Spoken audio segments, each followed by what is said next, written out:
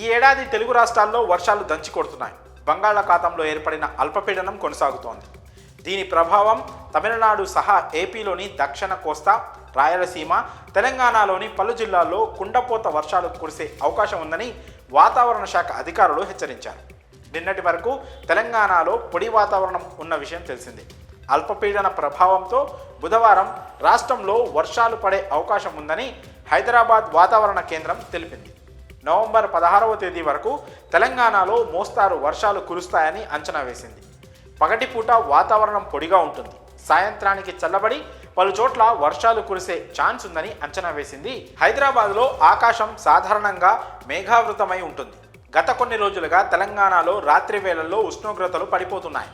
పలు ప్రాంతాల్లో 15 డిగ్రీలకు దిగువగా ఉష్ణోగ్రతలు పడిపోతున్నాయి. ఆదిలాబాద్ వంటి జిల్లాలో 14 డిగ్రీల సెల్సియస్ కనిష్ట ఉష్ణోగ్రతలు నమోదవుతున్నాయి. ఖమ్మంలో 34 డిగ్రీల ఉష్ణోగ్రత నమోదు కాగా నిజామాబాద్లో 33.4 డిగ్రీలు నమోదైంది. చలి తీవ్రత పెరుగుతున్న నేపథ్యంలో ప్రజలు అప్రమత్తంగా ఉండాలని వాతావరణ శాఖ అధికారులు సూచిస్తున్నారు. వర్ష సూచనతో వరి కోతలు, ఇతర వ్యవసాయ పనుల్లో తగిన జాగ్రత్తలు తీసుకోవాలని రైతులకు వాతావరణ కేంద్రం అధికారులు సూచిస్తున్నారు. రానున్న రోజుల్లో చలి తీవ్రత మరింత పెరిగే ఛాన్స్ ఉందని హైదరాబాద్ వాతావరణ కేంద్రం అధికారులు తెలిపారు.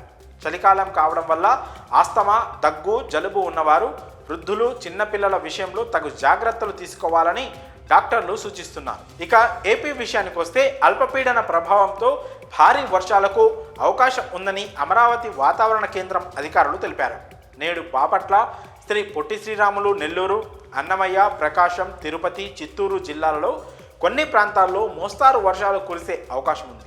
అలాగే తూర్పుగోదావరి, కాకినాడ, కోనసీమ, గుంటూరు, వైఎస్ఆర్, విశాఖపట్నం, అనకాపల్లి, కృష్ణా, సత్యసాయి, కడప, అనంతపురం జిల్లాలలో తేలికపాటి వర్షాలు కురిసే ఛాన్స్ ఉందని ఏపీ విపత్తుల నిర్వహణ సంస్థ ఎండీ రోనంకి కూర్మన తెలిపారు.